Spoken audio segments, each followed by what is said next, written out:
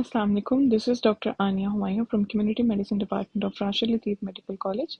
Today our topic for MCQs is effects of temperature, humidity and atmospheric pressure on human health for third year MBBS students. MCQs number 1 is a 40-year-old construction worker collapses at a site on a hot, humid day. He is confused, sweating profusely and has a core temperature of 39 degrees. Which of the following preventive measures could have most effectively prevented his condition? A. Avoiding alcohol and caffeine before work. B. Wearing tight clothing to retain body heat. C. Taking frequent breaks in shaded areas with oral rehydration. D. Increasing salt intake without water. E. Performing heavy labor during peak heat hours. The correct answer is option C. Taking frequent breaks in shaded areas with oral rehydration. Next question is, a driver ascends rapidly from a depth of 30 meters and complains of joint pain and dizziness. Which of the following best explains the physiological mechanism behind the symptoms? A. Rapid increase in body temperature due to high oxygen pressure. B. Decreased nitrogen solubility causing gas bubbles formation in blood. C. Hypoxia due to oxygen depletion. D. Sudden vasodilation in peripheral vessels. E. Increased carbon dioxide retention. The correct answer is option B. Decreased nitrogen solubility causing gas bubble formation in blood. Next question is, a 70-year-old man living alone in winter is found with slurred speech, shivering, and slow heart rate. What is the most appropriate immediate preventive public health strategy for such cases? A. Encouraging daily cold water baths. B. Advising high-protein diet during winters. C. Community programs for regular heating and warm clothing for elderly. D. Promotion of outdoor exercises in cold. E. Increasing caffeine consumption. The correct answer is option C. Community programs for regular heating and warm clothing for elderly. Next question is, a hiker develops headache, nausea, and insomnia 2 days after reaching a mountain altitude of 3,000 meters. Which of the following is the most effective preventive measure for such altitude sickness?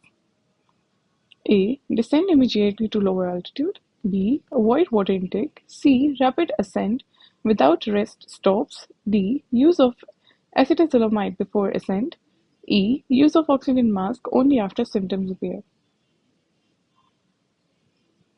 The correct answer is option D. Use of acetazolamide before ascent. Next question is, a group of athletes training in extreme heat show signs of fatigue and muscle cramps despite drinking water. Which electrolyte imbalance is most likely responsible? A. Hyperkalemia. B. Hyponatremia. C. Hypercalcemia. D. Hyperchloremia. E. Hypomagnesium. The correct answer is option B. Hyponatremia. Next question is, during a sudden heat wave, a city records an increase in mortality among elderly residents. Which preventive measure should be prioritized by the Public Health Department? A. Increasing city-wide physical activity campaigns. B. Promoting outdoor social gatherings. C. Establishing cooling centers and hydration stations. D. Encouraging fasting during the day. E. Restricting fan use. The correct answer is option C. Establishing cooling centers and hydration stations. Next question is, a pilot flying at high altitude without cabin pressurization experiences confusion and loss of coordination. Which physiological change is responsible for these symptoms? A. Hypocapnia leading to cerebral vasodilation. B. Hypoxia due to decreased partial pressure of oxygen. C. Hyperoxia due to high pressure. D. Increased CO2 retention. E. Metabolic alkalosis from dehydration. The correct answer is option B. Hypoxia due to increased partial pressure of oxygen. Next question is, a marathon runner collapses after a long race on a humid day. He has moist skin and a normal body temperature.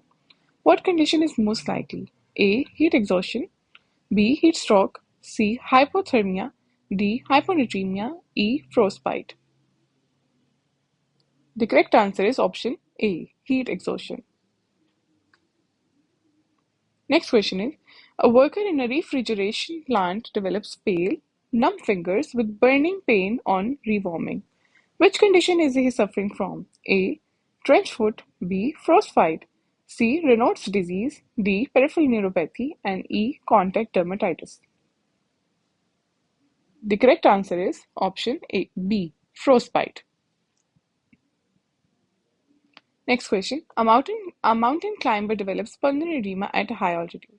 Which of the following best explains the pathophysiology? A. Systemic vasoconstriction causing increased preload. B. Alveolar hypoxia leading to pulmonary vasoconstriction and fluid leakage. C. Hyperventilation induced alkalosis causing vasodilation. D. Carbon monoxide accumulation at high altitude. E. Reduced red cell production due to hypoxia. The correct answer is option B. Alveolar hypoxia leading to pulmonary vasoconstriction and fluid leakage. Thank you so much.